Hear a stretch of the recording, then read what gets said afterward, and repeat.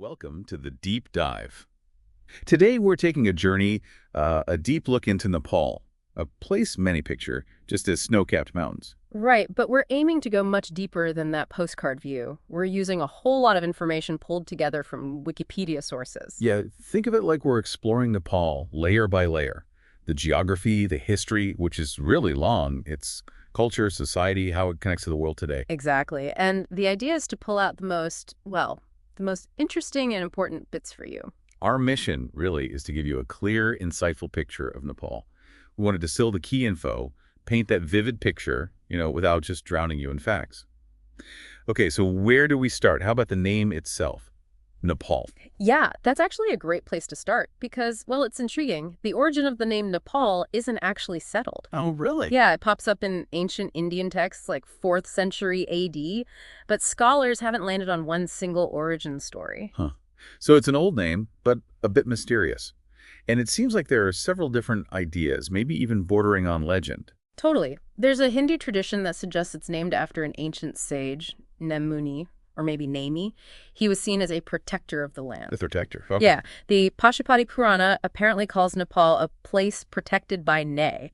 So this idea of the land being sort of special or watched over goes way back. That's a powerful idea, a guardian figure. Yeah. But that's not the only story, is it? There's a Buddhist one, too. Right.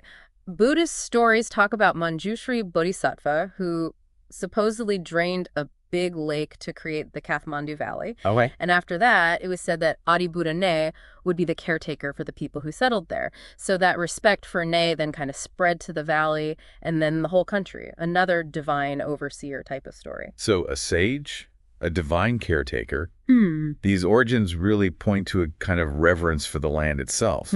But isn't there a more down-to-earth explanation as well? Something about a cowherd? There is, yeah. In the Gopalara Vamshavali, which is this old chronicle, it suggests Nepal is named after Nipa, a cowherd. A cowherd. Yeah, who apparently founded a Nepali line in the Abhirs dynasty.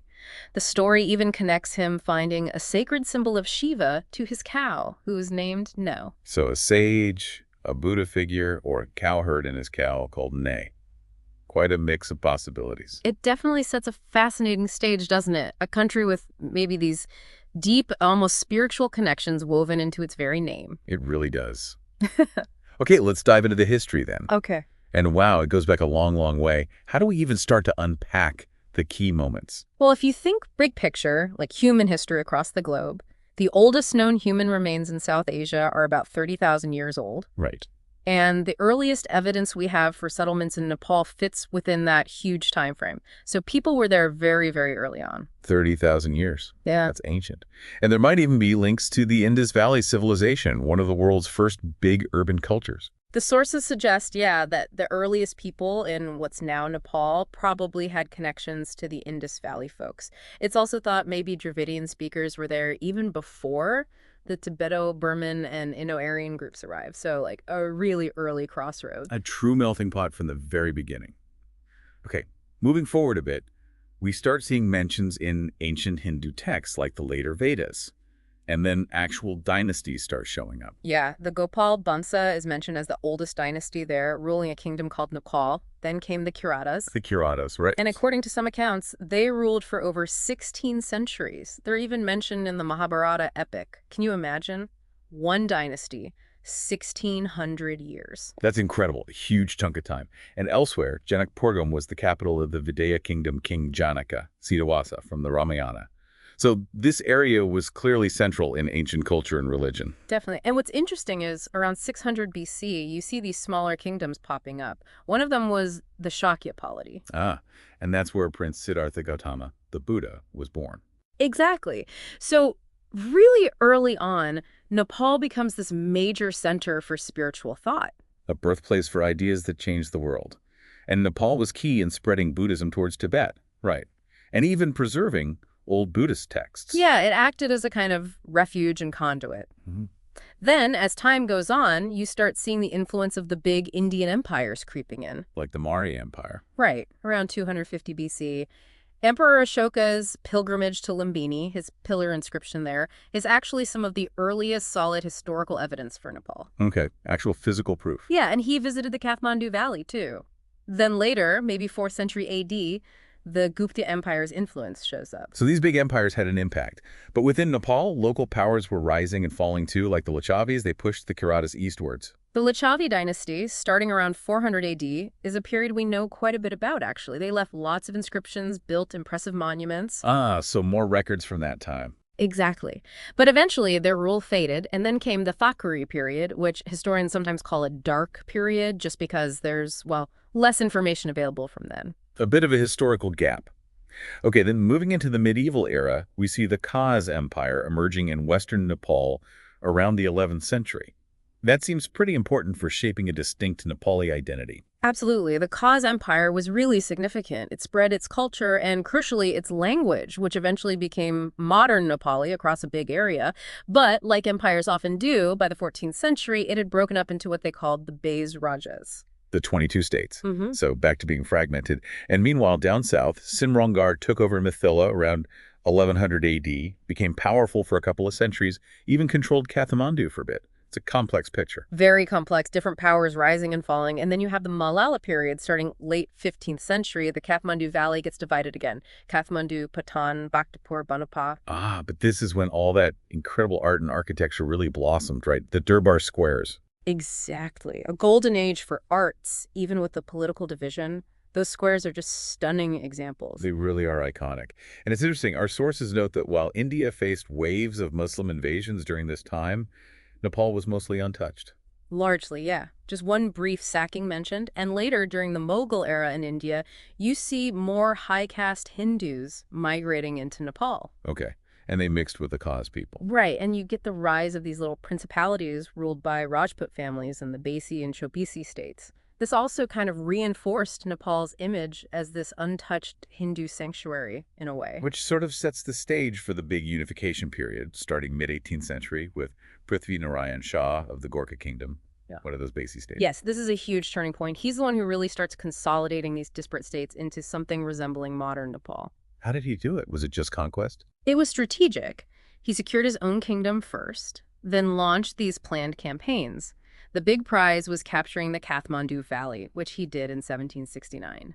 After that, Gorkha rule expanded significantly west and east. But expansion often leads to conflict, right? They clashed with Tibet, and then there was the war with the British, the Anglo-Nepali War. Yeah, the dispute with Tibet led to a Sino-Nepali War, where the Nepalists had to pull back. But the Anglo-Nepali War in 1815-16 was really consequential. How so? Well, the British actually struggled initially against the Gorkha soldiers. Ah, the Gurkhas. Exactly. This war is where their reputation for being incredible fighters really got cemented. But the war ended with the Sugali Treaty, and Nepal had to give up some territory it had recently gained. So a mixed outcome. Land lost, but reputation gained. And then after the war, things got unstable internally, leading to the Khat massacre and the rise of the Ranas. Right. The Khat massacre in 1846 was brutal, and it allowed Jung Bahadur Rana to seize power. This started the Rana dynasty. Then they ruled autocratically. Very much so. The king became basically a figurehead. The prime minister position became hereditary within the Rana family, and they held all the real power. They were very pro-British, supported them in conflicts like the 1857 Indian Rebellion and the World Wars. Did they do anything positive? They did make some social reforms, like banning Sati widow immolation and abolishing slavery eventually. But generally, their rule is remembered as, well, autocratic, exploitative, keeping power tight within the family. A real clampdown. Okay, but then towards the end of the 1940s, things start to shift again. Pro-democracy movements. Yes, inspired partly by India's independence movement. These movements grew, and with support from King Tribhuvan, the Nepali Congress managed to overthrow the Ranas in 1951. They set up a parliamentary democracy. Finally. But it didn't last long. No. King Mahendra scrapped it in 1960. He brought in this partyless panchayat system. Partyless? Yeah, basically banned political parties, jailed or exiled politicians. There was some modernization, infrastructure building during this time, but political freedom was heavily restricted, censorship, that kind of thing. Until the 1990 People's Movement. Exactly. That forced King Birendra, Mahendra's son, to accept constitutional reforms and bring back multi-party democracy. It's this real back-and-forth cycle. And the recent history has been just as dramatic, hasn't it? The Maoist insurgency, the Civil War. Yeah, that started in 1996. The Maoists wanted to establish a People's Republic. The Civil War was devastating. Thousands died. Then the horrifying royal massacre in 2001. A terrible tragedy. Absolutely. And King Gyanendra took full power after that. But then came the 2006 peaceful democratic revolution. Which brought the Maoists into mainstream politics. Yes, and that led to major changes. In 2008, Nepal was declared a federal republic. The monarchy, the Hindu kingdom status, gone. Wow, a fundamental shift. Culminating in the new constitution in 2015, which officially set up Nepal as this federal democratic republic with 7 provinces. That's the framework they operate under now. Okay, from ancient settlements to a modern federal republic. What an incredible historical arc. Let's shift gears now and look at the land itself. The geography. Famous for mountains, obviously, but there's more to it. Oh, absolutely. Nepal's geography is amazing for its size. It's landlocked, mostly in the Himalayas, but it also dips down into the Indo-Gangetic Plain in the south. Right, bordering Tibet in the north, and then India wraps around the south, east, and west. And it's quite close to Bangladesh and Bhutan, but not quite touching. Exactly. And shape-wise, it's kind of like a long, thin trapezoid, about 800 kilometers long, but maybe only 200 wide. But packed into that narrow shape is just incredible diversity. Fertile plains, hills, and yeah, those massive mountains. 8 of the world's 10 highest are there, including Everest, of course. That's right. Mount Everest, Sagarmatha as it's known in Nepali, sits right on the border. And the capital, Kathmandu, is in one of those fertile central valleys. And all this dramatic scenery comes from some pretty dramatic geology, right? The Indian plate crashing into the Eurasian plate. Yeah, pretty much. Imagine these 2 huge land masses colliding over millions of years. That's what pushed up the Himalayas. This colossal geological event. It created not just the mountains, but also those fertile valleys like Kathmandu and these incredibly deep river gorges, especially out west. And south of the mountains, that pressure created a sort of dip, which filled up with eroded material to form the Indo-Gangetic Plain. Exactly. And the southern part of Nepal, the Terai region, is part of that plain. So broadly, you can think of Nepal in 3 east-west belts. The high Himal Mountains, the mid-level Pahad Hills, and the low Terai Plains. Himal. High mountains, snow, ice, the 8,000-meter peaks, Pahad, hills, no permanent snow, lots of different climates depending on height and slope. And Terai, the southern lowlands bordering India, subtropical tropical climate. This is where a lot of the agriculture happens, fed by the big rivers coming down from the mountains. But that plate movement isn't over, is it? Nepal's in an earthquake zone. Definitely. That ongoing collision makes it very seismically active, a constant reminder of those geological forces. And the mountains themselves are shedding rock and soil carried down by the rivers, like the Saptakoshi. Yeah, that river carries a massive amount of silt, which is good for farmland downstream, but it also causes terrible floods in Bihar, India. They call it the sorrow of Bihar, and the monsoon season brings its own flooding and landslide risks every year. So, a land of extremes. Given all that geographical variety, it's probably no surprise it's also incredibly diverse biologically, Yeah. a biodiversity hotspot. Yes, it's part of the Eastern Himalayan biodiversity hotspot, which is globally significant. Even though Nepal itself isn't huge, the range of elevation is just immense. Right, from just 60 meters above sea level in the Terai up to Everest at over 8,800 meters. That creates a huge variety of habitats or biomes. And Eastern Nepal tends to be even richer biologically because it gets more rain. The numbers are pretty impressive. Nepal has significant percentages of the world's mammals, birds, reptiles, amphibians, fish, butterflies. Yeah, plus tons of different forest types, ecosystems, plants, including culturally important trees like neem and peepal. And the national bird, the danfai, the Himalayan monal, is just stunningly colorful. It's amazing how the plants there have ancestors from ancient geological eras adapted as the Himalayas rose. Yeah. And became this meeting point for species from India and Eurasia. And because of those unique conditions, Nepal has quite a few endemic species, animals, and plants found nowhere else on Earth. That's special. But there are also many threatened species, right? Like tigers, red pandas, because of human activity. Sadly, yes. Human encroachment, habitat loss, those are big pressures. But there are serious conservation efforts underway. Like the national parks. Yes, national parks, protected areas, they've been expanding those since the 70s. And some clever ideas too, like vulture restaurants. Vulture restaurants. Yeah, basically safe feeding sites to help vulture populations recover, along with banning the veterinary drug diclofenac, which was poisoning them. Those things have actually helped the white-rumped vulture bounce back somewhat. That's good news. And community forestry programs have been pretty successful, too. They help local economies while also reducing conflicts between people and wildlife. plus breeding programs, anti-poaching patrols. These things have helped boost numbers for some endangered species. So there's progress. How much land is protected now? Almost 20% of the country is under some form of protection, plus 10 wetlands designated under the Ramsar Convention. But it's important to note Nepal still faces really big challenges with pollution. It often ranks quite poorly on global pollution indices. Right. A tough balancing act, preserving the environment while developing. Okay, let's pivot to politics and government. As we heard, it's gone through some huge changes recently. Yeah, since the 2015 constitution, it's officially the Federal Democratic Republic of Nepal. It's a parliamentary republic with a multi-party system. Right now, 7 national parties have seats in the federal parliament. And the main players tend to be the CPN, UML, which is generally seen as leftist, and the Nepali Congress, more centrist. Those are the big two. Historically, they've kind of traded power back and forth. And then the Maoist Center became a major force after 2006. So what's the current situation after the recent elections? Well, the 2017 election gave a big win to the Nepal Communist Party, which was a merger of UML and the Maoists. But the 2022 election resulted in a hung parliament, no single-party majority. Meaning coalition government. Exactly. There was a coalition led by Pushpa Kamal Dahal, the Maoist leader, for a while. But then, just recently, in July 2024, KP Sharma Oli from the UML became prime minister again for his 4th time.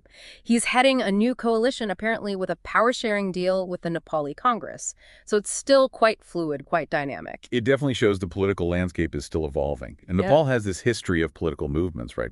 Going way back, then the Nepali Congress, the Communist Party, and that big 1990 People's Movement that ended the panchayat system. Absolutely. Those movements were crucial. The 2015 constitution really tries to reflect Nepal's diversity. It explicitly calls it multi-ethnic, multilingual, multi-religious, multicultural. And the government structure itself, how's that set up? It's a pretty standard 3-branch system. You've got the executive, a prime minister, and cabinet, the legislature, the federal parliament, which has 2 houses, the House of Representatives and the National Assembly, and the judiciary, headed by the Supreme Court. And below the federal level, it's divided into provinces now. Yes, 7 provinces, each with its own capital and its own provincial parliament, which is just 1 house.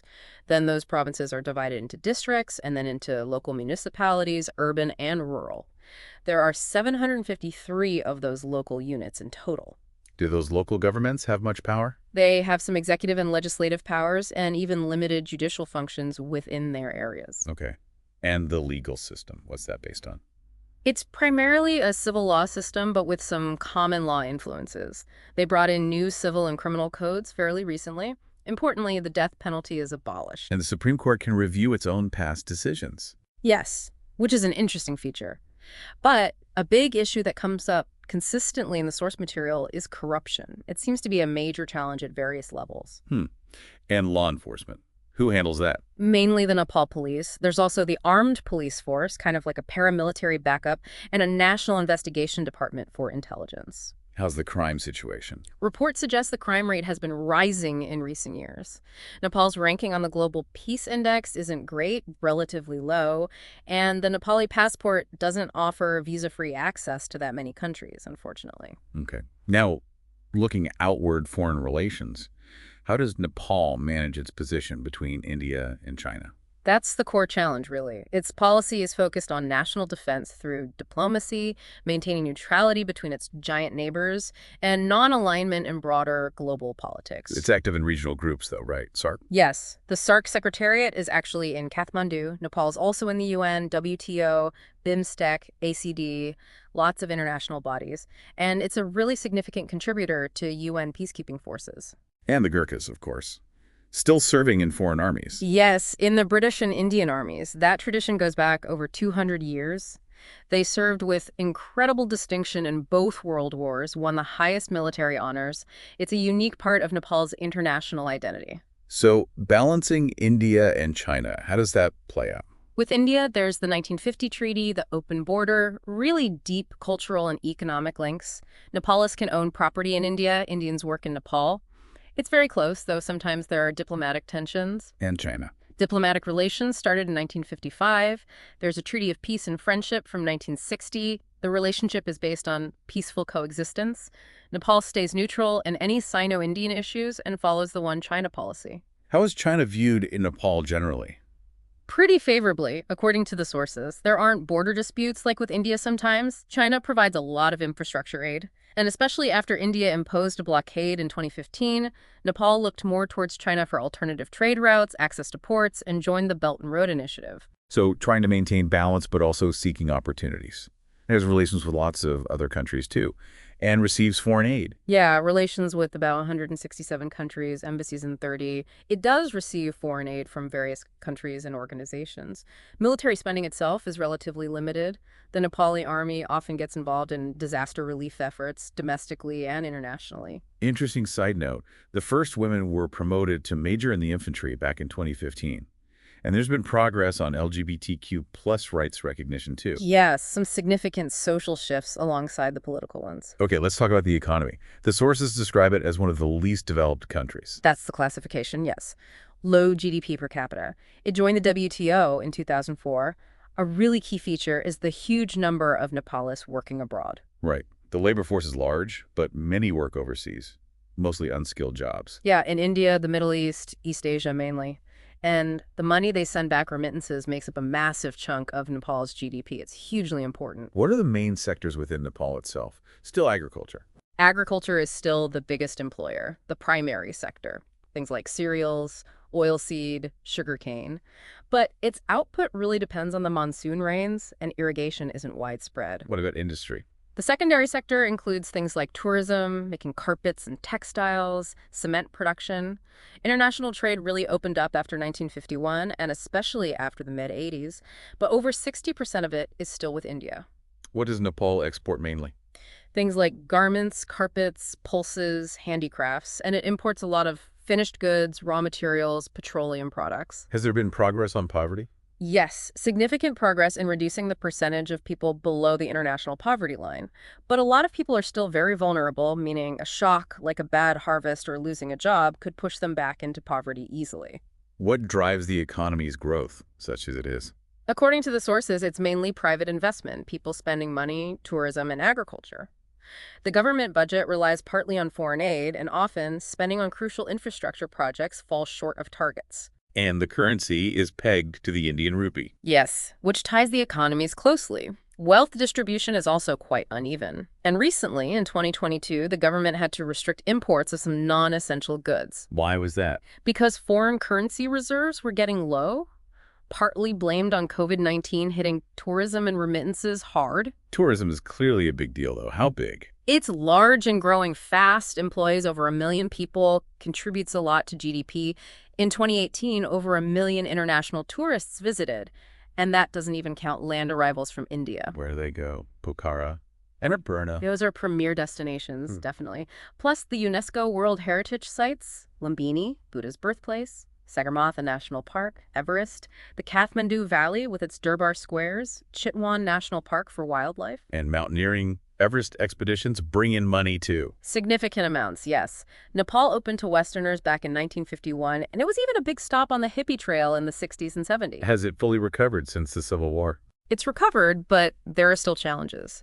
Infrastructure bottlenecks like roads and airports, issues with the national airline, not enough fully developed tourist spots outside the main ones, but things like homestay tourism have been a success story in some areas. And the other side of the coin, foreign employment. You mentioned remittances are crucial. Why do so many people leave? High unemployment and underemployment at home are the main drivers. People often go into debt just to get these jobs abroad, which are mostly unskilled. And the conditions can be tough. Yes, reports mention exploitation, unsafe working conditions, problems getting paid properly. It's a difficult reality for many. And while the remittances are vital, a lot gets spent on immediate needs or buying property, not necessarily on things that generate more long-term economic growth. Let's talk infrastructure then, because that seems linked to a lot of these economic challenges. Energy first, how does Nepal power itself? It's heavily reliant on traditional biomass like firewood for cooking and heating, maybe 80%. Then imported fossil fuels make up about 16%. Electricity is actually a very small part, maybe 1%. No oil or gas of its own. No known major deposits except some low-grade coal. So importing fossil fuels is expensive. Nepal has massive hydropower potential, theoretically. But it's largely untapped. Exactly. Most existing hydro plants are run-of-river, meaning their output drops hugely in the dry season when river flows are low. So Nepal actually has to import electricity from India during those months. And big hydro projects face delays. Often, yes. Getting them financed and built is complex. Electrification has improved, but there's still a big gap between cities and rural areas. The power sector overall is considered pretty unsatisfactory: high prices, lots of power lost in transmission, high costs. Okay, what about transportation? Getting around must be tough. Very tough. Being landlocked and mountainous isolates it from major global routes. Aviation is relatively better developed, with quite a few airports, some international. But roads. Road construction is incredibly difficult and expensive because of the terrain. There's a limited network of paved roads and even fewer railway lines. Road building relies heavily on foreign aid, Where does its sea freight come through? mostly through Kolkata Port in India. And the national airline, Nepal Airlines, has had a lot of problems, even ending up on an EU safety blacklist. Rural road access is particularly bad. Some reports call Nepal's road infrastructure among the worst in Asia. Wow. Okay, huge challenges there. Let's move on to the people themselves, the demographics. It sounds like an incredibly diverse population. It really is. Nepali or Nepalese citizens are descendants of migrations over centuries from India, Tibet, Burma, Yunnan. Early groups included the Kirat, Newars, Tharis, Kaspahari. Where do most people live? The majority are still in the Central Highlands, the Pahad region. The high mountains in the north are sparsely populated. There has been migration towards the southern Terai Plains more recently. And it's super diverse, ethnically and linguistically. Extremely. The sources mention 125 distinct ethnic groups and 123 recognized languages, plus diverse religions. The population grew a lot after 1950, but family sizes are getting smaller now. And a lot of people are working abroad. Yeah. Mostly men. Yes, a significant absentee population, mainly male laborers overseas. This actually affects the overall sex ratio slightly, making it a bit lower. And it's thought to be one reason why the annual population growth rate has slowed down a bit. Is Nepal very urbanized? It's actually among the least urbanized countries in the world, but paradoxically, it's also one of the fastest urbanizing. Where is that urbanization happening most? Mostly in the Terai, the inner Terai valleys, and the middle hills. Less so in the high Himalayas. It's also faster in central and eastern Nepal. Kathmandu is the biggest city by far, the cultural and economic heart. Other big cities include Bharatnagar, Pokhara, Lalitpur, Bharatpur. Does that rapid urbanization bring problems? Oh yeah. Congestion, pollution, air, and water shortages. The usual challenges of fast urban growth in developing countries. And the languages, you said 123, what are the main ones? Nepali is the official language, an Indo-Aryan language. Other major ones from the 2011 census include Mathili, Bhojpuri, Tharu, Tamang, Nuari, Bajika, Magar. Quite a few with significant numbers of speakers. They fall into Indo-Aryan and Sino-Tibetan families mostly, plus a few isolates. And there are indigenous sign languages too. What about religion? It used to be a Hindu kingdom, but now it's secular. Yes, the 2012 constitution declared it secular. Hinduism is still the largest religion by far. Nepal actually has the highest percentage of Hindus after India. Buddhism is second, then Islam, current, an indigenous religion, Christianity, and Prakriti, animistic beliefs. Is there religious tolerance generally? Generally, yes, but there is an anti-conversion law on the books, which has caused some concern among minority religious groups. Okay. How about education? What's the picture there? Well, back in 1951, literacy was really low. There's been huge improvements since then, much higher literacy and school enrollment by 2011. Is there still a gender gap? There was historically in literacy, but interestingly, in recent years, girls' enrollment rates in schools have often been higher than boys. There are more universities and science academies now, too. But are there still challenges? Definitely. Things like poor infrastructure in some areas, lack of teaching materials, high student-teacher ratios, politics interfering in schools, and just funding the constitutional promise of free basic education. There are scholarships available, though, and a lot of Nepali students go abroad for university. And health. What are the main issues? Is life expectancy improving? Life expectancy has increased quite a bit, which is good. Right. The main causes of death have shifted more towards non-communicable diseases like heart disease and diabetes, though communicable diseases linked to poor sanitation and malnutrition are still a big problem. Has there been progress on things like maternal and child health? Yes, quite a lot. More use of iodized salt, vitamin A supplements have helped reduce child malnutrition, stunting, underweight, wasting. Maternal and infant mortality rates have come down significantly. But malnutrition is still an issue. Yes, high rates of malnutrition persist, especially anemia. Low birth weight is also common. Contraceptive use has increased. The government provides free essential medicines and has tried health insurance schemes, though uptake has been limited. Are there incentives for things like hospital births? Yes, stipends for pregnant women to get checkups and deliver in a health facility. There are also school meal programs and subsidies for building toilets, which has helped improve sanitation. What about immigrants and refugees in Nepal? Nepal has a history of accepting them. The main groups in recent times have been Tibetans and Bhutanese refugees, ethnic Nepalese expelled from Bhutan. Many of these have been resettled in third countries like the US, Canada, Australia. And urban refugees, what are they? People who don't have official refugee status but are often helped with resettlement anyway. There's also been more people coming to Nepal for work recently, including from China. But because of the open border, there isn't really good data on how many Indian immigrants live and work in Nepal. Okay, let's dive into the culture now. It must be incredibly rich, given the history and diversity. How is society structured? Is the caste system still a factor?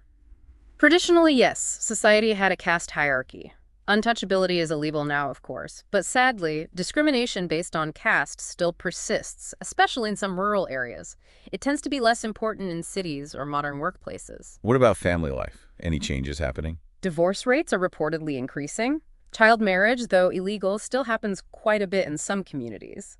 And tragically, witch hunts accusing women, often marginalized ones, of witchcraft still occur sometimes. Religious festivals are a huge part of life, and some involve animal sacrifice, which is controversial. Tell us about Nepal's national symbols. The flag is really unique, isn't it? It's the only non-rectangular national flag in the world. Two stacked triangular pennants. The symbols on it, sun and moon, and the colors all have meaning. There's also the emblem, the anthem, the Pali language, the rupee, the Himalayan monal bird, rhododendron flower, snow leopard mammal, crimson color, and volleyball is the national sport. Volleyball. Interesting. Yeah, declared in 2017, the president is a symbol of unity, and they recognize historical figures as martyrs and national heroes, including Prithvi Narayan Shah as the father of the nation. And the art and architecture. We mentioned the Durbar squares. What else is characteristic? Those pagoda-style temples are very distinctive, with the intricate wood carvings, tiered roofs. Stone and metalwork, especially bronze and copper casting, are also highly developed crafts. Thangka painting, those detailed Buddhist scroll paintings, is a major tradition, often associated with newer artisans. The newer seems central to Kathmandu Valley culture. Very much so. Changu Narayan Temple is another famous site for amazing woodcraft, and unique features like the Anki Hall, these incredibly ornate carved windows, wall paintings projecting roofs. It's a very rich architectural tradition. But there's a problem with looting of this heritage. Yes, it's described as an ongoing crisis. There are efforts to recover stolen artifacts, and some museums and galleries have returned pieces. But Nepali artifacts are still found in major museums all over the world. Chicago, New York, Dallas, the Rubin Museum, and pop-up and auction houses. It's a serious issue. That's really sad. How about literature and performing arts? There's a long literary tradition, starting with Sanskrit texts. The oldest known text in Nepali is from the 13th century, but newer literature goes back even further. Who are the key figures in Nepali literature? Bhanupakta Acharya is seen as the father of modern Nepali literature, famous for translating the Ramayana. Motiram Bhatta helped popularize his work. Later in the 20th century, writers started tackling social issues more, poetry blossomed, literature really took off after democracy returned in 1951, and people write in Nepal's other languages too. The experience of the Civil War has been a big theme recently. And music and dance. Lots of traditional forms, like Maruni, Lake, Sakela dances, depending on the ethnic group and region. There's also a Nepali film industry, nicknamed Kollywood, and the Nepal Academy works to promote all these arts. Let's talk about clothing. What's traditional Nepali dress? Historically, draped garments were common: the sari for women, dhoti for men, worn in various ways, plus waistbands called patukas, scarves, shawls, turbans. When did sewn clothes come in? The sources link it to the Kushan period. A basic sewn vest is called a boto. The dara surwal for men, a type of tunic and trousers, and gunyucholo for women, blouse and skirt, were actually considered the national dress until 2011. But different ethnic groups have their own styles. Oh, absolutely. Lots of variation. Headwear is important too. The Dhaka topi is probably the most famous men's cap, but tamang caps are also very colorful. Married Hindu women traditionally wear symbols like the tika mark, cinder powder in their hair, pota bead necklaces, and bangles. And jewelry in gold and silver varies a lot between communities. Sounds vibrant. And the food. What makes Nepali cuisine distinct? It's generally different from its neighbors. Curries tend to be leaner than Indian ones, maybe. And Momo's dumplings are hugely popular, often spicier than Tibetan versions. Newar cuisine from the Kathmandu Valley is famous for being incredibly diverse and elaborate. What about other regional foods? Thakali cuisine from the Mustang area has Tibetan and Indian influences, and the Terai region has its own specialties too. The absolute staple dish across the country is dal pat, lentil soup and rice, usually served with vegetable curry, tarkari, and pickles, achar. What about drinks? Chia tea is everywhere. Lassi yogurt drink is popular, and traditional home brewing of alcoholic drinks from grains or fruit is common too. Okay, finally, sports and recreation. What are the popular games? There are indigenous sports like Dandi Bio, a bit like Tipcat, and Kabaddi, a team tag sport. Kabaddi is considered an unofficial national sport. There's also a traditional board game called Bakchal, tiger goat game. What about more modern or international sports? People play Ludo, snakes and ladders, carom, chess. As we said, volleyball is the official national sport now. Cricket is massively popular, huge fan enthusiasm. Football, soccer, is also very popular professionally. Has Nepal had much international sporting success? Some success in South Asian regional games. They've achieved one-day international status in cricket, which is a big deal. Some athletes have done well in athletics and martial arts, but no Olympic medals yet. What holds sports development back? Limited infrastructure. There's only one international standard stadium, Dasarath Stadium in Kathmandu. Funding is tight, and apparently corruption in sports administration is an issue. There aren't many full-time professional athletes. A lot of national players actually come from the army teams. Right. A familiar story in some ways. It seems so. Okay, so as we wrap up this deep dive on Nepal, we really covered a lot of ground, from its ancient origins and that incredibly dynamic history, Yeah, the unification, the shifts between monarchy, democracy, the republic. to its amazing geography, the biodiversity hotspot status, Mhm. the cultural richness. And the current political landscape, the economic realities, the challenges with infrastructure and development. It really is fascinating how this ancient land navigates the modern world. Things that stand out. That unique flag, the mystery around the name's origin, the Gurkha's legacy, the biodiversity, but also that ongoing struggle to protect its cultural artifacts. Absolutely. It paints a picture of resilience, diversity, and also ongoing challenges. So for you listening, as you take all this in, what do you think? Considering Nepal's incredible history and obvious potential, what are the biggest opportunities, but also their biggest hurdles facing the country in the years ahead? Something to ponder. Definitely. Nepal's story is far from over, and there's so much more to explore if this has sparked your interest. Thanks for joining us for this in-depth look. Until our next deep dive.